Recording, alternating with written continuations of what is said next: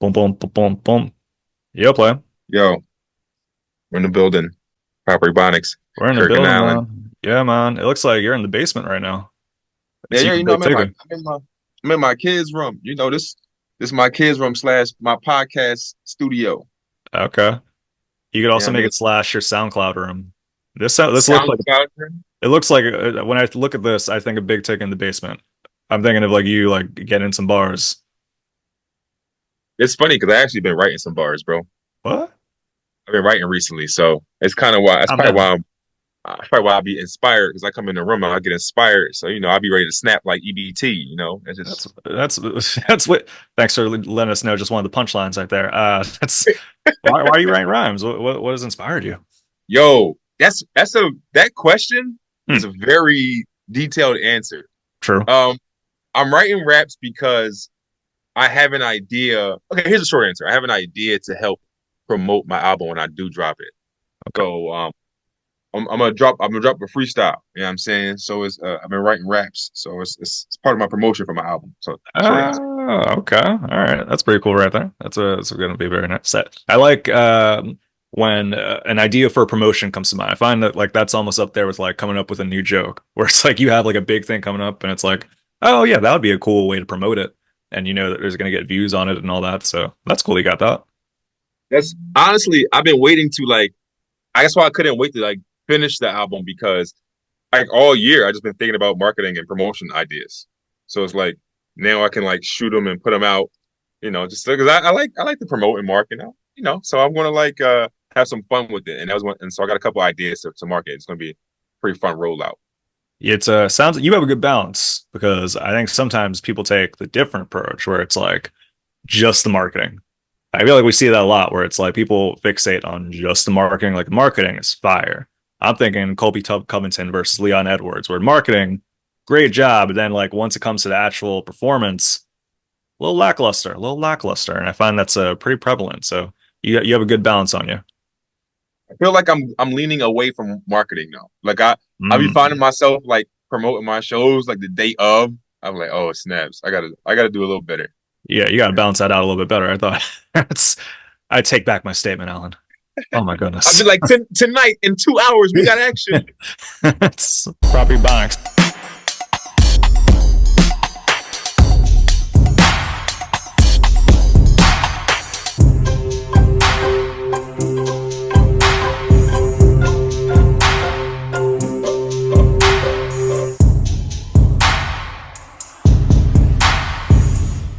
What's going on with you though, Kirk? What's going on in the world of Kirk? Man, go to the Kirk world of Kirk, man. I got a new coffee machine. I'm feeling pretty good about that. It's ground coffee. Before I was doing this pods and the environment, they text me. They're like, "Yo, Kirk, chill out." So I got the ground coffee, and the environment and I were on better grounds. But yeah, I'm good, man. I'm relaxing. Kind of just doing things that I like to do. Work stuff aside, you've always been rocking out with some comedy stuff, and I told you already before, but I think the last time we had met up, I was prepping for the Out of Towners Part Two at Steel Stacks. And that was like the Yes. big project for the month, and that has passed, and it was wavy. How'd it go? You It was guys wavy, leave some bro. suspense. It was wavy. That's what I'm saying. It was wavy as hell. It was a wavy day. It was like, which translates to very good. It was a very in terms of like ticket No, sales were don't solid. translate. Don't translate for them. It's Black History Month. We're not translating. It's yeah, so get your surfboards ready. It was definitely wavy. But yeah, no, ticket sales are solid. By far, like I've done a ton of shows like at Steel Stacks in terms of like producing. This is like the most successful. I remember going into it that day because I usually like you'll hit the people up, like the venue and be like, hey, how many ticket sales were there? Yeah. I didn't do that.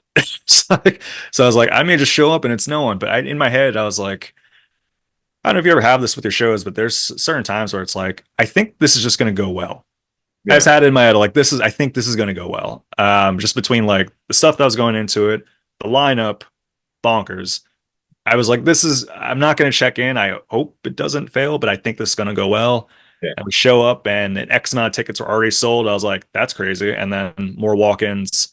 And then I got the numbers yesterday, and I was like, oh my god. So yeah, it was definitely a solid one. Shout out to Steel Stacks. It was wild. We'll be back. Does the feeling of producing a successful show give you the same feeling of killing on stage? It's a different one. That's a good question, man. It's different. I feel like it's more of a slow burn sort of thing with producing. Whereas like when you kill on stage, it's like right afterwards, like, oh wow, no, like I feel like all the endorphins and such of just performing, like that's there right there. Producing, I felt very good afterwards. I was like, oh wow, that was throughout the whole show. It's like an hour long of just like, oh wow, this is nuts. People here, people are like laughing and all that stuff. And then like afterwards, recognizing like, oh yeah, people are still talking about it, and then you get the numbers. So yeah, maybe it's different. It's different. It's good, but it's definitely different. I wouldn't say one is better than the other, but this is one of my first times like producing. Yeah, yeah. So yeah, I guess I'll find out with time. Yeah, I think that so for me, I think that producing does give me some sense of like accomplishment and it makes me feel good. It's not the same as stand up. Nothing's like stand up. I'm sorry, Yeah. but that's like a drug for me. Hmm.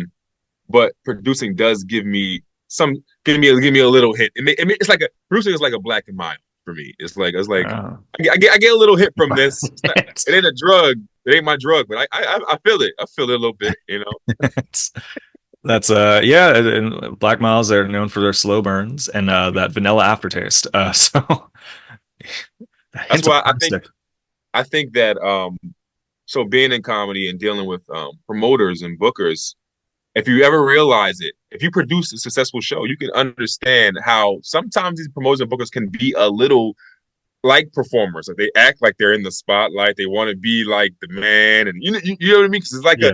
it's like that little black and mild feel, you know. So it's like Yeah, that's it. One of the things too, and like that point to it, where when you put yourself in position of producing, it kind of makes you see other bookers and producers in a way too. Because like I feel like there's times where like you'll bookers or promoters they'll do certain things where it's like, why'd you do that? And then it's like, oh well, I don't really have that much experience in that, so maybe they have their ways.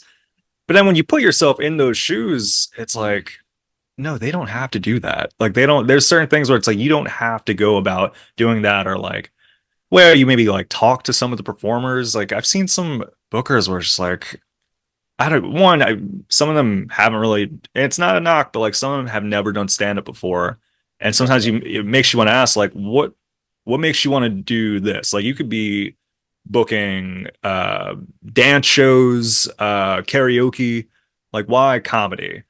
And I think I'd be curious to get some of their insights on those because I feel like a lot of times it's just a matter of like, like in the 80s when a bunch of like comedy club franchise opened up, but it was really just restaurants that happened to be pushing comedy out. It's not like yeah, they really cared about comedy. It's just like, oh, we recognize this as a popular thing and we want our restaurant to do well. Sometimes a lot of the bookers kind of they give me that a little bit. So being able to produce a show, it kind of just made me recognize a little bit more like, oh yeah, you could go about that in a way that is less brash and has a little bit more integrity. But maybe I'm typing myself up. I apologize. Oh my god. honestly, I think that I don't know. I'm thinking about it now. Some of the best promoters are promoters that I feel like have tried comedy because they at least understand Yeah. somewhat of what I'm going through.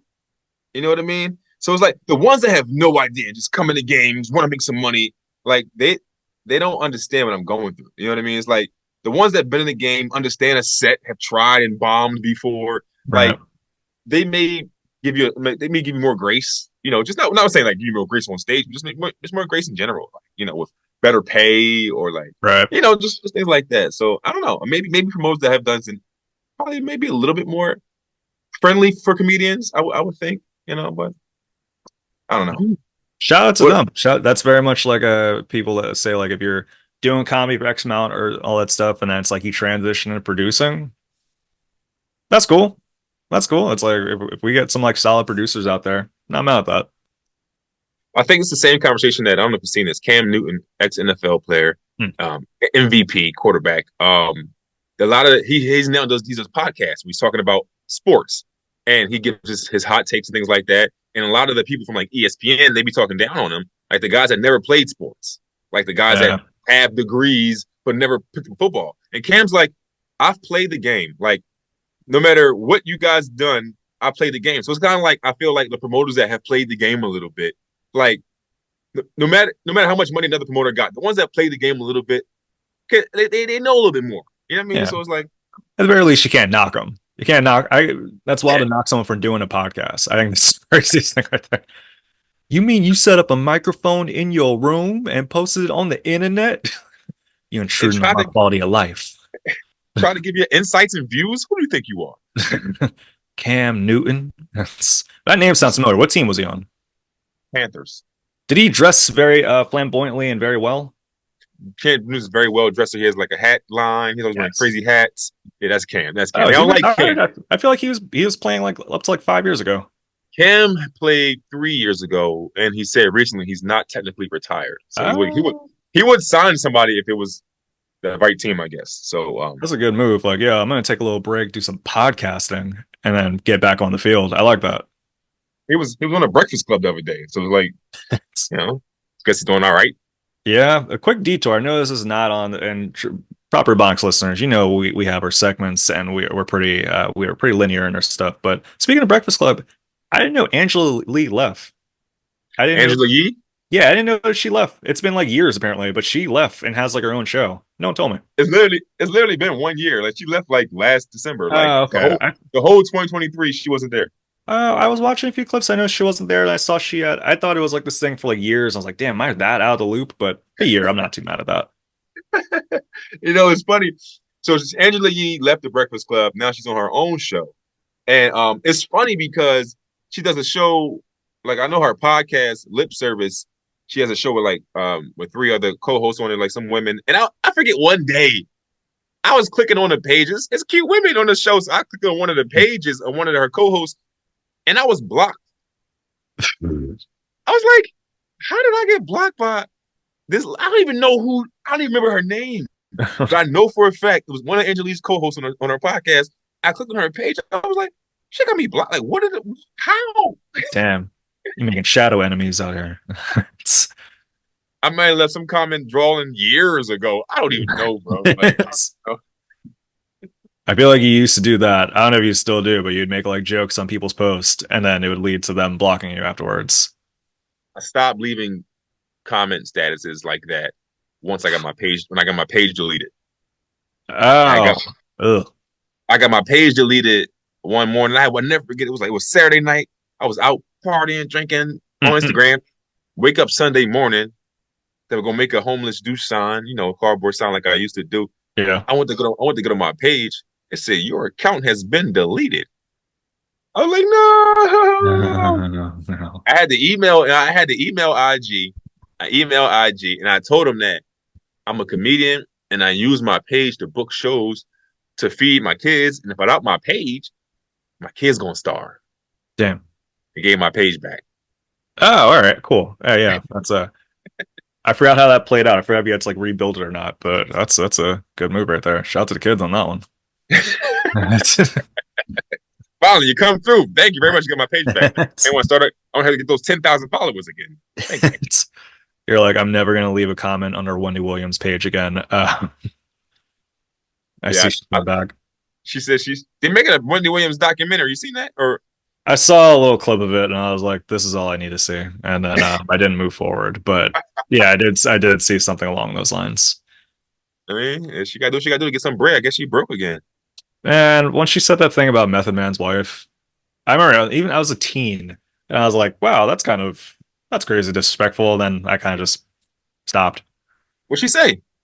She pretty much said Method Man's wife was going through chemotherapy and it was a very private thing at the time. And Wendy Williams went on the radio and was like, noted her out for it and then noted that she was wearing a wig and all that. And I was just like, ew. I didn't care for her. I was very woo heavy. So if you went against the woo, you were going against me. And she went against the woo and the Killer Bees, being me, struck. Stung her ass. Yeah, we did. I should have left a comment. That's what I should have done. You got blocked. I mean, you don't want to be beefing with Wendy Williams, man. Beefing black women beefing all over the place nowadays. Yeah, man. People are getting stung. People are getting hissed at. It's getting crazy out here, man. I didn't even know this beef was this strong, man. But I don't know if you. It sounds like you have Nicki Minaj versus Megan the Stallion. Yeah, It's popped off last weekend, man. First, I'll give a little background on this. So Megan the Stallion, she came out with not a diss record, but a diss video, which I feel like we haven't seen a diss video in a while. Like we've seen diss records kind of like decrease in the last few years, but a diss video. She came out called Hiss, which is kind of like a counterpart to her other song called Cobra. yeah, yeah, Yeah, and that was one where it's a little bit more vulnerable, talking about some of the things that she's been going through in a less combative light. So she has Cobra, then she came out with Hiss, when Hiss is about combat. His goes crazy. It has a few different targets. Like it's not just a Nicki Minaj thing. So it goes after a few different people. But she kind of said afterwards that like if you felt that it was towards you, it probably means that it was towards you. Like if you yeah. felt the way about it, it was probably about you. And one of the big targets, obviously, Bruce Pat, Kirk loves the Snape talk. I do. Like, one of the big targets was through Nicki Minaj. Alan, did you hear the Megan's Law line? So that's the thing, bro. That's pretty much all she said. Hmm. She said she made a comment about Megan's Law, and we all know that Nicki's husband is on Megan's Law or whatever for what he's done in his past. So that was a cool line. Like it was a hot bar. It But was a crazy bar. for real, the bar was hot, but that's all it was a bar. Hmm. Like it wasn't like she said her name. She didn't like keep going in on her talking about like she just said that bar, No, right? no. She didn't mention Nicki Minaj by name at all. I think the overall tone, there are a few lines where it's just like, if you're my enemy, then this is towards you. And after, because that bar, the Megan's bar line was like bar number 8. So when you drop a crazy bar like that, where it's like, oh, this is the known target in the beginning of the song, you kind of have that person on top of mind for the rest of the song too. But you're right though. There was a few lines in there where I was like, that could have been towards Tory Lanez, where she's talking about getting conjugal visits at the end and all that. So I think that's why she has a lot of lines where it's like targeted at dudes, like I went She talked wifing about dudes and all that. Drake. She talked about Drake. Damn. She talked about dudes getting BBLs. Oh, Don't Drake got abs? I forgot about that. he Yeah, bought that's because he it's bought a six rumored. pack. So I didn't know the context about the abs thing. I thought it was rumored that Drake got a BBL, and you're right That's because what he got. isn't that like in Drake the got butt? right, but it's just funny to say he got a BBL. But Drake got his abs done. I didn't even know you could do that. You get your abs done? Kanye got his stomach done too. What? You remember Kanye when Kanye got lipo, but he started getting fat again? No one's telling me about this stuff, man. I didn't know you could do that. You could just get Yo, text abs back. implanted in you. Hey, Pat, look up Badman Key. What's his Badman V Kivo? He got abs too. Everybody they even getting abs, bro. It looks so weird. That's They like draw the abs on you, and then they sculpt you. They like are they you using still just be fat, but you got abs. what? So are they using just like silicone or is it like metal that they're putting inside their stomach? I gotta I know the don't know. technology. I don't know what they put in there, but I know they just carving it and they giving dudes abs, bro. And then like giving the whole pecs. I seen a dude get his whole front done. Are a lot of men doing this? There's not a lot of men, but there are men that are doing it. And they show, and when Megan dropped the song, they had showed these pictures of Drake. It looked like he got it done, bro. Wow. Drizzy Drake. I thought he was just doing like sit-ups. Damn. And would side note, would you consider getting these abs? Come on, bro. You know I'm too real for that, bro. I'm not getting no surgery, no. Come on, man. Don't even do that. Confidence cheaper than surgery. it's yeah, you get some Botox on your abs, get that tightened up and all that stuff. Confidence cheaper than surgery. I'm not. I'm not. I'm not doing it. I would never. On some real, like real rap, right? You could die from surgery. Yeah. Like, like, like Kanye's West mom died from surgery, from getting plastic surgery. It's Damn, we have to cut that out. Chill, Alan. why? That's what happened. I feel like it's deadly. People a lot of people pass away from getting these surgeries, and that's sad. Like I wouldn't risk my life for anything like that. So it's like Yeah. no money. I'm not risking my life for that, bro. I'm not. You won't risk your life to be sexy. because I already am. No, I I don't hear you like on that this. one. Yeah, that's I mean, we'll get to Megan Thee Stallion in a second also and what Nicki's response, but yeah, plastic surgery just never really did it for me. I remember as a kid, because I have like the scars on my chest from like the surgeries and stuff. I remember thinking like, oh, maybe I'll get plastic surgery to cover up the scars, because like you're a kid sort of thing. But now it's like as an adult, it's like, oh yeah, no, keep the scars. That's like Yeah, free tattoos right there. Well, I say free. I don't know how much it actually costs. I was a kid. there, But there was a price you had to pay. yeah, that's yeah, shout out to my mom. But no, just in general, it's just I think it's just a different headspace. Maybe just for dudes, it's easier. But it's like I have no. Yeah, I guess I like how I am right now. I rock out with what I got. And Society makes it society makes it easier for us to accept our bodies. They don't put all the pressures that they put on the women. So that's why a lot of women get a lot of surgery. I wish they didn't. I wish they understand that we love you the way you are. But that's yeah, they it's deadly, bro. yeah. Deadly. I feel like if you ask like a survey of like you get like 100 dudes and be like, oh, and not say that women are just doing it for male satisfaction or whatever. But that aspect of it, like a lot of times, to your point, dudes typically prefer just natural looks, sort of thing like that. But again, a lot of times people are doing it for themselves and how they feel about themselves beyond just like attracting a mate. You don't I'm gonna think? be quiet on that one. Really? You don't think so? Yo, like why why would you get a fat butt? Why would why do you want a fat butt? Like that's what I would ask. Like when a woman gets it right, I look, I shouldn't do this. I'm gonna do it though. Women don't like. I used to think that women would like get fake eyelashes and put it up for us, and I realized like it's not for us. They want to feel however they want to feel pretty. It's for them. I got that right, but I think that when you start crossing the line of like But changing your bot, like at some point it's like you're not the one hitting the butt from the back. right, So it's like what? Why'd you get it? Like what? You know what I mean? It's like it's a thin. That's what I'm saying. So it's like I mean whatever. Like it is what it is. Like I feel like you should appreciate the butt you got. I feel like it's a thin line between like loving yourself and trying to feel pretty and like just going to buy the biggest boobs you can find. At some points, like maybe you should go talk to a therapist. I don't know. yeah, I don't yeah. know. Yeah, I think that it's beyond yeah. It's definitely could be beyond like partner stuff. It could be that too, just the idea of like attention from the opposite sex or whatever sex you're trying to get attention from. Perhaps we have to ask Nikki. Perhaps we have to ask Nikki because Nikki, she took some she took some gripes with this Hiss song. I mean, her name wasn't mentioned. But so side note, the Cobra song, apparently Nicki Minaj made a bunch of subliminal tracks and subliminal lines towards Megan Thee Stallion based off the Cobra song. And that's kind of like the catalyst for a lot of this. That's what I'm hearing. That's what my brother told me. I feel your brother probably's right. I feel like Nicki does this a lot though. I feel like ever since Meg built this friendship with Cardi, that Nicki was like, okay, I can't be cool with Meg no more. You know what I mean?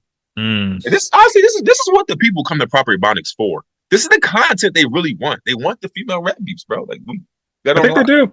We got You on think lock. Kyle Neff is able to hear this anywhere else? He needs to tap in. Where else are you gonna get the insights from Kirk brother that lives around the corner from Nicki? Like, come on. Well, have you heard Bigfoot, Nicki Minaj's response? I did. And people know I vocalize this. I really liked Nicki's raps. Like I like Nicki's raps. I lyrically think she's a goat, bro. But it was man. I think it was meant. The song was meant for me because I already knew most of the punchlines that she tweeted about. She tweeted the punchlines like the day before. Damn.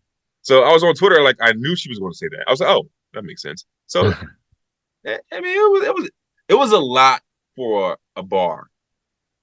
Yeah, it's yeah. Well, it was a lot, and also you could tell like maybe this stuff was on her mind for a while because just the whole things of like mentioning like her mom and like the grave stuff, and then her fans and like finding Megan Thee Stallion's mom's grave. It's just like that's when it's just like, all right, well, that's corny. Like that's beyond. That's to me. That's like a, and that's beyond Nicki's thing. I mean, her mentioning was kind of whack, but like, I think it's corny when people take that route of like, you don't need to do all that. I think that she said that's what I think she said. I think she said like once Megan's mom died, like Meg was talking to her stepdad in like a sexual way or something like that, Oh like my trying to god. insinuate something like that. Yeah, from what I've been seeing, it's very messy. I don't feel like you take shots at Megan's mom at this point. You understand? Like I feel like if we having a rap beef, we going back, we going at it. Hmm. I may have a slick bar about it or something, Right. Maybe a but civil. I don't think this soon I just jump out the window and just like start going at your dead parents. It's kind of like that's wild, a little wild. Yeah. Mega's gonna respond with another diss record, and it's just her crying. It's just her like, you crossed the line. Like it's, and the people will be with Megan. The people will be like, yeah, that's true. That was very disrespectful that you did, Nikki. The general consensus of this is that people are saying, will Nikki ever come back from this? Her career is over. I got to get my car clean. People are like very upset about this whole thing, and people are saying Nicki has lost. We'll see. I suppose I guess I'll be tapping into the hip hop beefs and such, but I would say so far, based off the two things I've listened to, Megan Thee Stallion, not just a better diss record, but good song. Good song. I think round one definitely goes to Meg. Mm. Round one go to Meg because I've heard better from Nicki, so I got to give round one to Meg. Can you think of a rap beef that has gone beyond 3 rounds? I don't know. I think at a certain point somebody has to die. All right. You Well, can't keep you can't keep going. I think there's some long-standing feuds. I feel like there's usually whenever it goes beyond 2 rounds, it becomes one-sided. So like I could think of like the game versus 50 Cent. For the game, that was like an 8 round dispute. 50 Cent, that was like 2 rounds. Hmm. I think a lot of times people will carry it on, but it'll just be one-sided. But for the most part, when I think of hip hop beefs, it's usually just that one round. That's the one that people remember the most. And second and third, it's just kind of like supplementals that are kind of footnotes. I think at a certain point, once you're rapping with beefing with somebody, you're going to have like stuff in songs later on about them or little subliminal things that you might catch if you know what's really going on. But like straight up diss tracks, three. Have we seen that? Like just straight up all diss, like three ethers. Like Not, I wouldn't say on ether levels, but yeah, there's been a few where it's like 3 disc records. I want to say, I want to say Boogie Down Production versus Cool Mo D.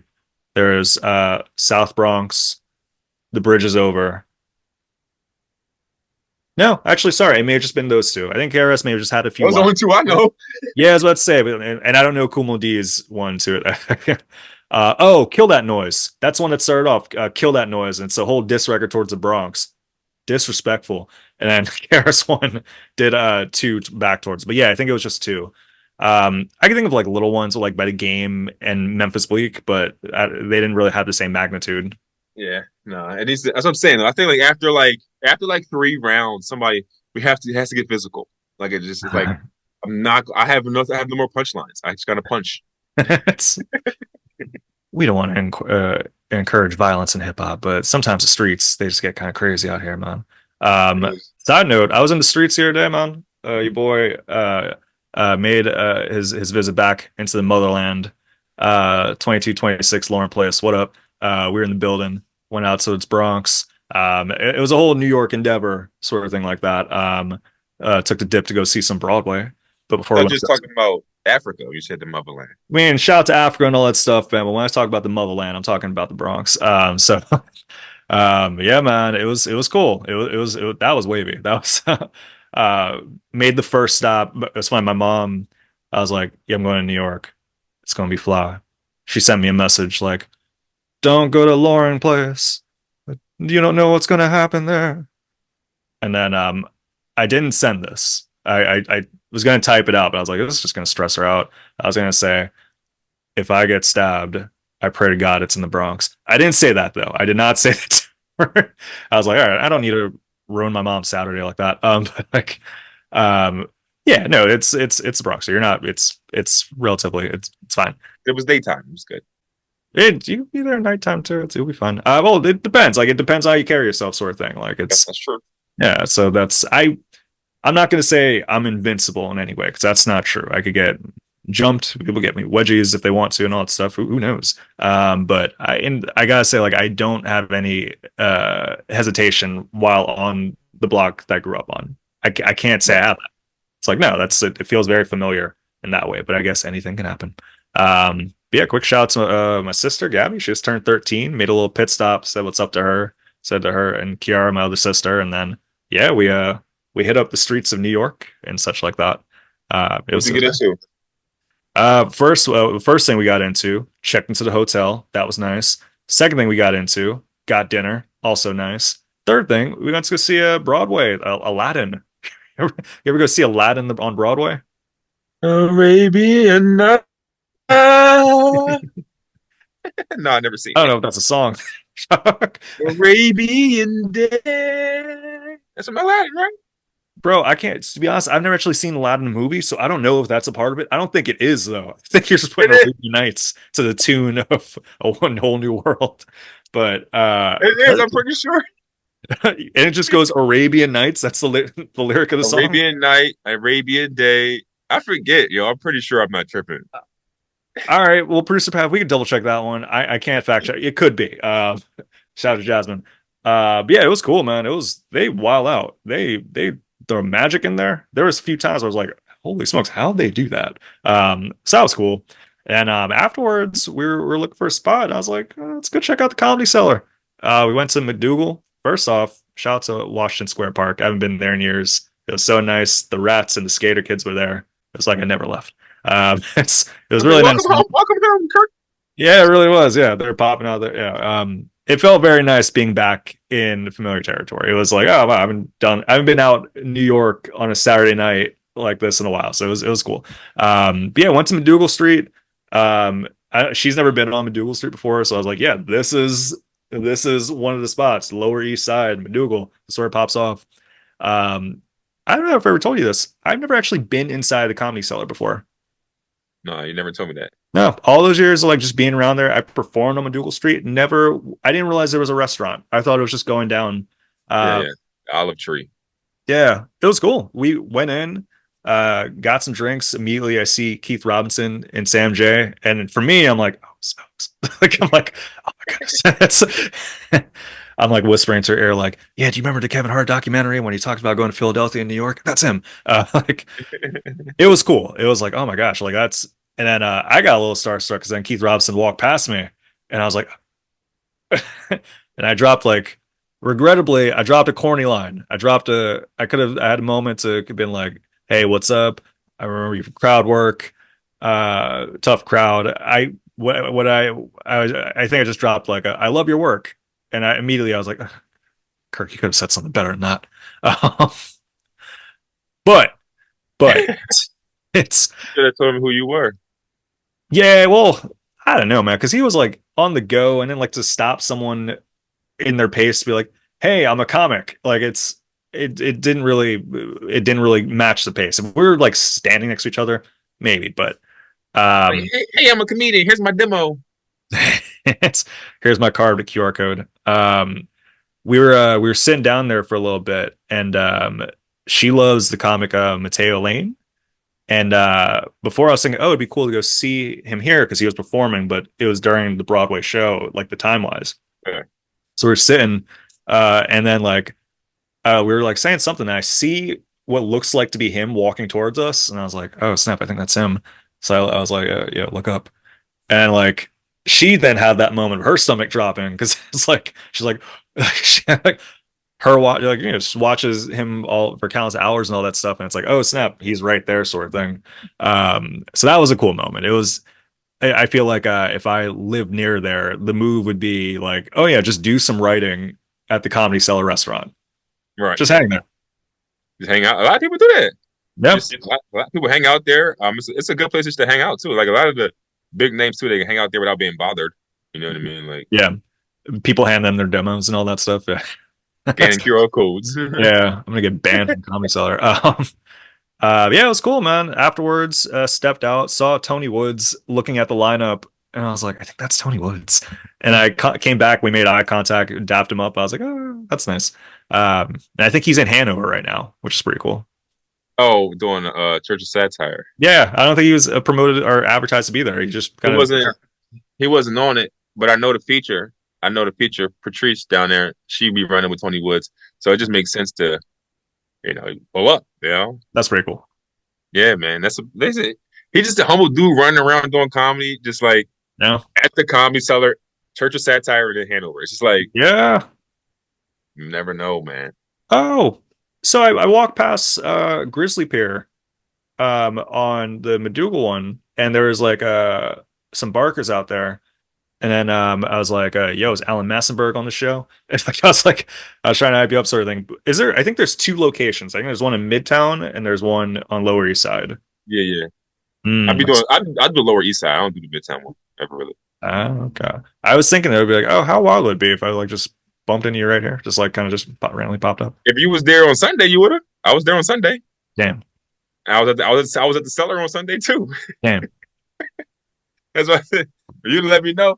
I don't know where I was at on Saturday. No, Saturday I had shows in Hershey on Saturday. Mm. But then on Saturday, Sunday I was in New York. It's funny because Sam J had a show at the Stand, so I ran into her at the Stand on Saturday too. So like, yeah, Yeah. man, it's just the scene, bro. Like, just be around. It's crazy, man. Yeah. That's pretty cool. Another thing I like to think about too is like the degrees of separation, bro. Because it's like you 1 degree from pretty much any comedian in the world. If you're like you know Tony Woods, bro. Like so, it's like you right there. You 1 degree away. You know what I Yeah. mean? That is pretty wild. Who But gets? Go ahead. I know you've been doing this for a while in terms of like performing like in like the depths of New York and all that stuff. Do you still see any comics, whatever you're comfortable with sharing? Do you still see any comics where it's like, holy smokes, that's that person? Or do you try to keep it Uh, neutral? I see them like at the Cellar. I'll see people. I seen Guy Tori on Sunday. Like That's pretty cool. I've never seen Guy Tori. Guy Tori's a West Coast dude, so it's like the odds of me seeing him slim to none. So seen Guy Tori. So like, yeah, there's people I see. Um, yeah, but I don't like to be starstruck because I'll just be chilling in there. You know what I mean? Yeah. So it's like I'm a comedian. Oh, what's going on, bro? Like, what's up? Dap them up. Yeah. And after a while, they'll see you 2 or 3 times, and they were like, "Oh, he has to be a comedian." I'm gonna say what's up back. You know what I mean? Like it's like, Right. yeah. So I don't try to be starstruck, but I don't be hanging on there every day. You know what I mean? But it's like, Right. I if I saw like Joy Behar at the Comedy Cellar, I'd get a little starstruck. I'd be like, I've been watching you on 11 o'clock The View for 13 years now. let's And I'm see, like, Ray Romano. Okay, I seen Ray. I seen Ray. I was like, oh, that's it's pretty, Ray. I didn't even recognize him because he had all. It was like all gray, like yeah. full beard. And I was like, oh, look at Ray. You know what I mean? So that was cool. Speaking of comedians though, and we were speaking about beef earlier. The Hmm. you seen that the one comedian that she opened up for she called him a social media comedian and she didn't have a good experience, so she went on TikTok and she was like blasting him. Then he responded and showed that she was pretty much a liar. Yeah. So I did see this. Yeah. So it was like, we won't, one, I don't know the names, even name names, sort of thing like that, but like they're not too far removed and all that stuff. Headlining comic, I believe, was it in Chicago or was it Atlanta? San Diego. San Diego? Oh, I was way off. So headline comic in San Diego. They have a pretty big following and all that stuff. They're headlining, and I guess their opening or feature act. They reported not having a good experience with the performer. They reported that the headliner went on after them. They self-proclaimed that they did very well. They noted that like they know the metrics of their comedy that they did very, very well, and that the headliner went up and just trashed them and this and that. And she did a whole TikTok about it. And then the San Diego headliner came out with a response with video showing her introduction for him, which was his main gripe with it. And it prompted us to have this discussion when it comes to like etiquette when working with another comic. Obviously, don't lie on another comic. Don't lie in general, but don't lie on another Yeah, comic. That's a wild. period. Yeah, it's just a whack move. But uh, there's a lot of discussion in terms of like, all right, so say if you're, which we want to be clear, he did not do this. And he did, especially to the extent that she was saying, but if you're a headliner or feature and you go up after the person before you, whether they bomb or whether they had like a joke or whether there's just something about them that's you can make a joke about, like you see the line right there. Is it ever okay to trash the comic that went on before you? Is that ever going to be okay? Even if it's like if it's getting the room to if it's getting the room to laugh, is it okay to do that If it calls for it, if it calls for it? if it Okay. calls for it, like I'm not a, I'll never trash someone. Like the word trash, that's not what I would do. But if you bombing, if you look weird or say something off, you say something weird, I don't care. Like Pat said, roast. I'm gonna roast you. Like this is part of comedy. Yeah. If you can't handle what's coming after you, don't do this. Damn it. Even if they look weird, why is that a part of it? Yo, give it up for my man Kirk with the yellow, like you know what I mean. So it's just like whatever it is, you know what I mean. Give it up, my man Kirk. He got a beard on his face and Yeah. a beard on, and I don't know, a fro on his. I don't know, but like whatever it is, I Give it didn't up think for your comic, Kirk. He gets sad sometimes. Ha ha ha. producer Pat said the mustard lumberjack. God damn, Yeah. Pat. So whatever it is, right? I think that's all fair game. It's comedy. So what the boy said, he said that she looked like a substitute teacher or something like that, and What she was did like something like that? What's the she did. something? She looked like somebody that don't work full time, but she only come in sometime. You know what I mean, she looked like that. She bring in she every time she come to work, they watching movies. That's what she did. You know what I mean, Is yeah, I agree. I think like if it's like playful roasts and all that stuff, definitely. Like it's like yeah, even like it's that's the part of it sort of thing. Like it's you're in that avenue of comedy on stage, like jokes can be thrown your way. Like I've had that tons of times, like as a feature, a host, headliner mix. So usually it's a testament to like them liking the set because they were paying attention. usually, Yeah, usually. usually, yes. Usually it's like, oh, they're like if they're like quoting a joke and like making fun of it or all that stuff, it's like, oh, they're kind of like adding on to the show. It adds to the cohesiveness of everything. But then there's times, and I've seen this with hosts do it too, where it's like, damn, you just completely just bombed the hell out of that person. Like, yeah, maybe they didn't do well, but it's like now all your jokes are directed at them, where it's like, Yeah. I feel like, yeah, I guess sometimes to get the room going and all that stuff, but it just feels like a corny move. It's like, all right, yeah, the person didn't have a good set, but don't dedicate 5 minutes to like kicking them while they're down. It's a difference to it. Like that's trashing. Is a funny way to do it though. Like if you bomb and I got like a good joke about you bombing, I'm gonna do it. I'm not gonna trash you, but we all experienced this, so we got to talk about it. Right. Acknowledge it. Yeah, we're gonna joke. I'm not gonna trash you like yo. You should never do comedy. I don't know what you was thinking. I'm not gonna do that. You know what I mean? I may say something like yo. He obviously never told those jokes in public or something like that. Like whatever, whatever it is. I don't know, but like I gotta talk about the elephant in the room and win the audience back so we can move on. Right. But Exactly. I ain't gonna trash you though. So Yeah. he never trashed this lady. She was just in her feelings because she felt that bomb on her, and she didn't know what that feeling was. She's like, "Oh, this That's hurts." Yeah, that's it's wild. I was thinking of the other day of like it's crazy that it's a white woman that has brought the term buck wild back into the culture. I had forgot about buck wild completely, but buck wild is back. When said, was the she, last time you heard? go ahead, go ahead. No, I was just saying, when was the last time you heard someone say buck wild? I don't know. It's been a while. Well, I know a comedian named Buckwild, so I mean, yeah, shout out to buck wild, yeah, but like buck wild's listening to this, like, don't you dare go down that route. I'm keeping that alive. I've been keeping it alive. That's so Goodness. funny. But yeah, she told the audience, she's introducing them. She was like, "All right, let's get Buck Wild." That was wild. That was That was Buckwild.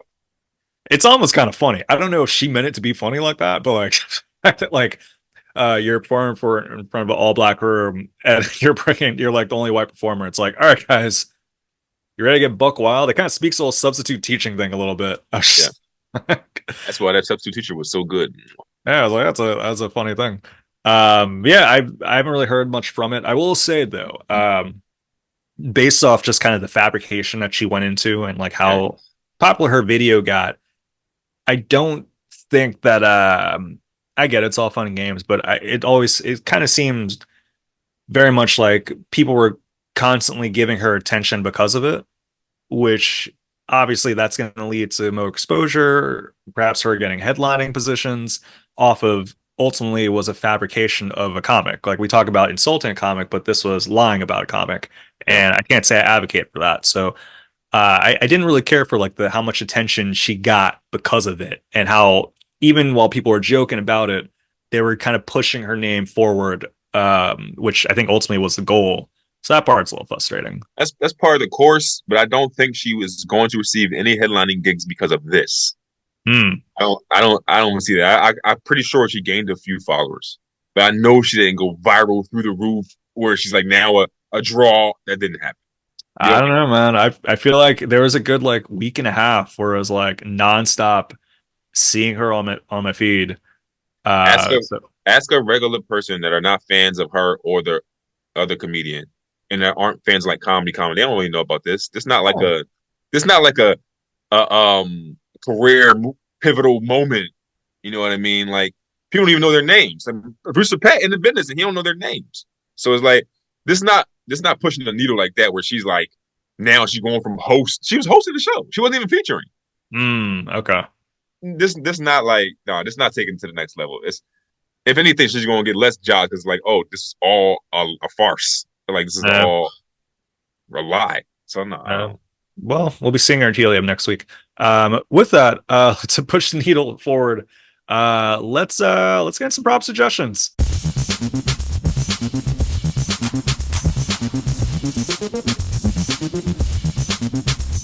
I'm realizing as we're talking, like this is definitely a very comedy heavy episode, which I love. We haven't had a comedy heavy episode in a while. This one, it's part of my February monthly challenge, which by the way, happy Black History Month. It's wild we haven't Hey, mentioned it. My prop suggestion for this one is for the month, if you want to get immersed into some nuance black film, I would recommend Crooklyn by Spike Lee. Crooklyn by Spike Lee. Obviously, everyone knows Spike Lee. He recently had an exhibit at the Brooklyn Museum, but I feel like one of his most unrecognized films, and just great film in general, is Crooklyn. It's about a family in Brooklyn, and that's it.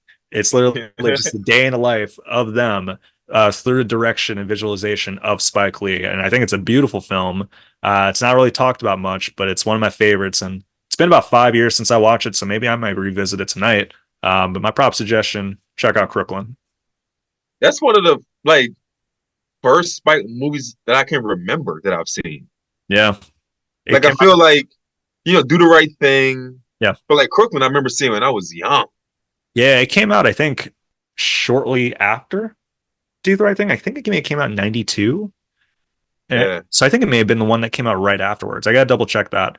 But it's yeah, it's excellent, man. I feel like a lot of times we talk about some of the bigger ones, like He Got Game, She Gotta Have It, all solid, all those. But it's always interesting to me when big directors have gems that just aren't talked about as much.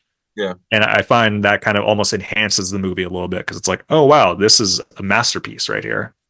So that's the thing. It's interesting you say this. I never thought about this because I feel like I hear a lot about Crooklyn as opposed to like, I mean, of course you got to do the right thing, but like when it comes, I don't know. I feel like I hear a lot about that. Maybe it's just in the culture, but like outside of the culture, it probably don't get no love. You know what I mean? But like, Mm. I feel like it's a big deal in our culture. I feel like. No, Go it's ahead. like I could see it being recognized, but like if you look at like an AFI, like top films of all time, are people even like saying like Spike Lee's best films? I feel like Crooklyn is always left out. That's a fact. That's a fact. I'm not going to Yeah. argue this one there. Yeah, I feel like it's just not as recognized as like a critically acclaimed film, and I think it is. So yeah, that's if it happens to be playing on any of the channels, feel free to check it out there. But I say get it on DVD, perhaps at a local library, and yeah, you're gonna be treating yourself. Yeah. So while you're watching Crooklyn, I'll give you my proper suggestion. My suggestion is because I'm be 36 next month, bro. Whoa, Be 36 next month. Everyone, definitely if you're in your 30s, you should stretch before you go to bed and stretch when you wake up. yes, Stretching. Stretching will change your life, bro. Change your life. Like for real. Like look, I got my foot in my hand right now. Ew. So it's like, yeah, I mean, I'm gonna be flexible. You know what I mean? Yeah, because these old bones you be cracking, you be like, oh, I feel old, but you only feel old because you ain't stretching, bro. You know what I'm saying? Yeah. Put your knee to your forehead and stretch. Knee to the forehead. Make sure not to chip your tooth. Yeah. Yeah, man, it's stretches are cool. Stretches are I feel a lot of times people don't stretch because they find it to be like tedious or boring. One of the fun things you could do while stretching is don't even think of it as stretching. Think of it as like pretend you're an animal. Like you pretend like you're like some sort of like sloth or panther and just kind of like move your body in ways that it's like you're holding onto the hinge, but you're like trying to reach a certain thing. I find that's like the ultimate stretching right there. Sometimes stretching, no joke, it feels like up there with like an orgasm. Like stretching, there's times where it's like, whoa, my body feels wonderful when I do this. You mix in some like deep breathing into a good stretch. That way the stretch goes even further. It's a good move right there. I got a new yoga studio idea now. Oh man, Yeah, that's a lot of cleanup. come to the downward dog, the downward tug at the same time. I don't know. Sorry. Downward facing penetration. That's two on the nose. Two on the nose. That's no man. I like that suggestion. That's a very good one, man. That's my legs always tend to be the more kind of tension holding one. There's a definitely a better way to phrase that. Like it holds most tension because my legs are just like longer for the rest of my body. So like I put a lot of tension into that. But it's like you gotta talk the back. You gotta talk the neck. You gotta do one of these. I'm gonna give it. You ever put like say you're sitting down like this, your legs are in front of you. Let's say these are legs. You do like a swimming motion where you start out from here and you get the right arm to touch the left knee. And then you do the Yeah. left arm to touch the right knee. If you're having any pains, like in the blades of your shoulders right there, you get that going. You hold it. Gotta hold it down there. Hold it down. Yeah, you go it Hold it. down. Yeah, do some breathing with it. Then yeah, man, it's an excellent tip for people. Yeah, man, get your stretches in, you know what I'm saying? Because it's a long journey ahead of you. Yeah, man, if we're lucky. Yeah. Uh, With that, we're gonna go back to back with segments on this one because we haven't done this segment in a while. We're gonna get some goals. Oh my goodness.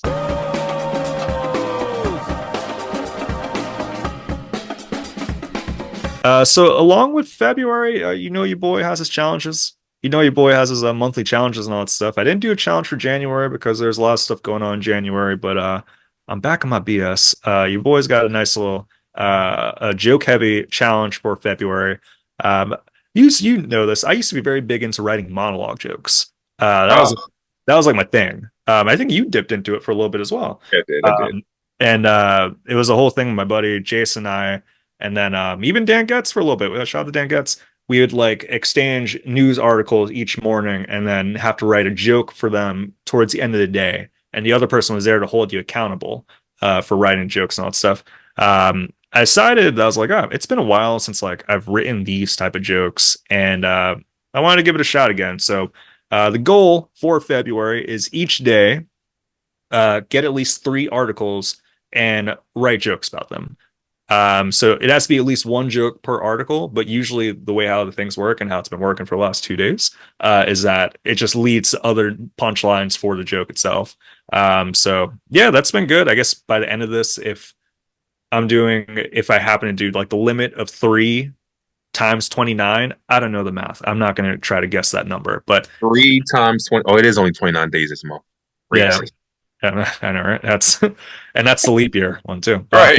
That's so yeah, it's gonna be cool. And perhaps like maybe at the end of it, I'll go to one of the open mics and just try the monologue jokes out, which is always a fun thing to do. So I've been having fun with that. What you should do, Hmm. you should do, but you're not going to do it. Okay. But you should do it. Okay. When you go to the open mic to do these monologue jokes, you should record it and put it online. Why would I not do it? I don't think you're going to put it online. Funny enough, I do have a video from Chameleon Club of doing just that, of just doing monologue jokes. And you could hear, I'm pretty sure Pat's in the background. It was when Wes Williams was hosting. But to your point, I have it on private. So it's I did post it, but no one can see it. it's well, I get to your point.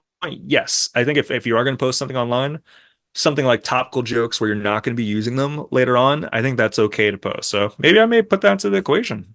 I think that you should, and if you don't, send me the footage and I'll put it on the proper Ebonics page Oh, because all right.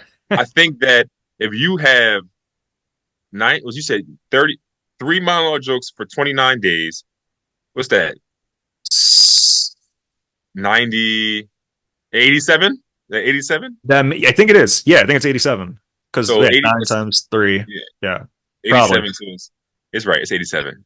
Yeah. 87 jokes, bro. That could literally be 87 pieces of content. Like Well, they're not each all gold. I want to note when you write random model jokes, they're not all gold. But I get your point. it could be 89 pieces of content. Could be. So like you could just 23. take the good ones, chop whatever it is, 15 seconds, whatever it is, and just you could put it right on whatever. You know what I mean? Yeah. Pat said bombs do better online. And we don't need to put bombing onto this challenge I got on here, but I get your point. It's, He's like, yeah, Kirk, you got plenty of stuff for online content now. you guys are wild.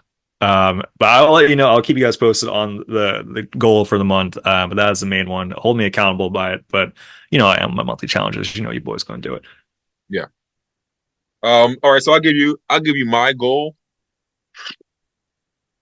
Just I guess my goal is the big goal that I've been working on. Continuation of the goal, player. Um, I never said okay, I'll say it here. This is my safe space. I'm probably not going the publicist route. Oh, I'm gonna guerrilla market it and go at it my own way. So this month, February, goal is to have my album on for pre-order. Um, within soon, like a week. Like Black History Month. yeah, Black History Month, and then yeah, I want to put the album up for pre-orders. So that's the goal. That okay, I'm glad I talked myself through it. The goal is to have my album available for pre-order this month. Okay. So that's the goal. Yeah, I'm gonna drop it. Depending on how the pre-orders, I may drop it. I don't know. March is a good month for me. It's my birthday month, Hmm. so I may drop it on my birthday week. I don't know. Yeah. And it's looking like it may. Yeah, but yeah, the goal is to get up a pre-order. If I get the pre-orders rolling, I mean, wake up one day and just drop it before that. But like, I want to get the pre-orders rolling, so that's the goal. That's the goal. For those that don't, and by that I mean me, what exactly is a pre-order? I know the term, but like, what does it just mean? Like reserving a copy? Yeah, you pay for it when it drops, you get it. Got it. Okay. So the benefits of that for me as an artist is I kind of know what I'm looking at going into the release and all those pre-orders. The day your album drops, those pre-orders count as purchases for that day. So it's like that's good for iTunes numbers, things like that. You know what I mean? So it's like that's how you can that's how you could possibly get charted on iTunes. If you do a lot of pre-orders the day your album drop, you already got a bunch of things already Oh, I see. bought. So it's like yeah, it's kind of like a pre-order. You pay for it, you get it when it comes out. Okay. Cool, man. I think it's a solid goal and stuff. I haven't heard this update from you. I feel like we haven't touched base on that matter of things. So I'm glad to hear that you're choosing a route, sort of thing like that. And yeah, man, pre-sales. I know there's a lot of people that are going to be game to show support, and not just like show support for showing support, but also like, oh, listen to the album. There's a lot of people that's like, oh yeah, like I want to hear this album, sort of thing. So it's gonna be cool. That was another thing I was doing. I have a GoFundMe up to help uh put the album out, but it was kind of like a pre-order is kind of a GoFundMe, but you get something at the end. Hmm. You understand what I mean? Like people were just donating and then they're just donating. But now if you donating is pre-order You're an getting, album, yeah, you you're can paying pre-order for the it. album. Like when I was on Bandcamp, you can pre-order the album and pay pretty much whatever you want. So if you want to pay $100 to support, you can also get that. And then when the album come out, you also get the album and not just GoFundMe when you don't get anything. Ooh, okay, nice. So Um, is there? I don't know if it's ready yet, sort of thing like. But is there a place where is it Bandcamp or like is there a place where people can go to yeah, pre-order? I'm gonna put it on Bandcamp first, Okay, cool. and then I'll put it on iTunes. But Bandcamp first, so people can pay what they want, and go from there. But iTunes, you gotta set a price. But once if people want support how they want support, I ain't gonna hold them back. Oh yeah, man. Nice. Cool, man. Well, I'll be keeping an eye on all that stuff and we'll be sharing it on the page. We know you guys are checking out the page and all that stuff. So yeah, man, check us out on that and yeah, it's gonna be cool. Do you have any shows or anything like that tonight? Yeah, I'm doing a Rue comedy. Is that how you say it? Oh, the James. Yeah. Is it called? Nice. Is that how you pronounce it, Rue? I think so. Row. Yeah, like the X is silent. I think But you may get a clip out of it. that's why I'm doing it. Hmm, I'm not on it, but I asked for a spot on it because I need a clip. nice. Because not having a publicist, I need my clip to submit to certain things myself. So I need that tape tonight. So that's why I'm going down there to get this tape. It's an exit. Oh, cool. Yeah, Where, yeah. where next? Then? Sun Brewery. Oh, crazy. That's literally right up the street. Yeah, Pet House on it. Uh, Oh, yeah, yeah, yeah. It's at 7. Yeah. oh, oh. I'll keep that in mind. That's literally Yeah. like yeah, the library that I go to is right up the street from it. Yeah, I know that spot. I didn't know they Yeah, did yeah. shows there. That's crazy. Well, James probably hit him up and book the shows. Hmm. Yeah, That probably is exactly how that worked out. yeah. Nice, man. Well, that's gonna be fun. Cool, man. On my end, no shows tonight. The next one's going to be is it next week? Whatever February 26th is at Turk's Head Cafe in Westchester. Kirk said, Uh that one's gonna be a cool one. It's already sold out apparently, so don't get tickets. But it's gonna be a nice time. I think my boss is showing up. She sent me a "Hey, message. She was like, "Is this you?" And I was like, "Ooh." I was like, "Yes." do they know you do comedy?" I don't advertise it like that. No. Like I've known her for like 5 years. And like I think there's some people that like I do know sort of thing like that, but like she's been my boss probably like 2 years now and just I've never mentioned it. But she lives in the area. I guess she just saw a poster and she's like, "What the heck is this?" So yeah, I get her and her dip are gonna come through. And yeah, man, it should be cool. The floodgates about to open now, man. Oh goodness. Oh yeah, yeah. Can't hardly no longer, man. I always say, like, it's interesting, because you're in the boat where you don't want it like to be like your job and comedy a part of the same. Keep it separate. But it's really hard to try to be like a comedian without publicizing it because Right. you gotta be, you know what I mean? You gotta publicize it at some point. Like you Yeah, can't be that's underground forever. I think it's when it gets to the point of like even beyond me publicized, like because I publicize shows and all that stuff, and like people in like my network know it's just outside of work. But when it gets to the point where it's like, oh, I'm not publicized, it's just you stumble across it for X, Y, and Z reasons. I don't try to hide it. Like if it's there, it's there. It comes up organically. But we're talking about data and surveys and all that stuff. I'm not dropping my show dates, but yeah, they're welcome to come through. All right, just making sure, man. Because once you Googleable, it's a wrap for you, Kirk. Oh goodness, yeah, they're gonna get this episode.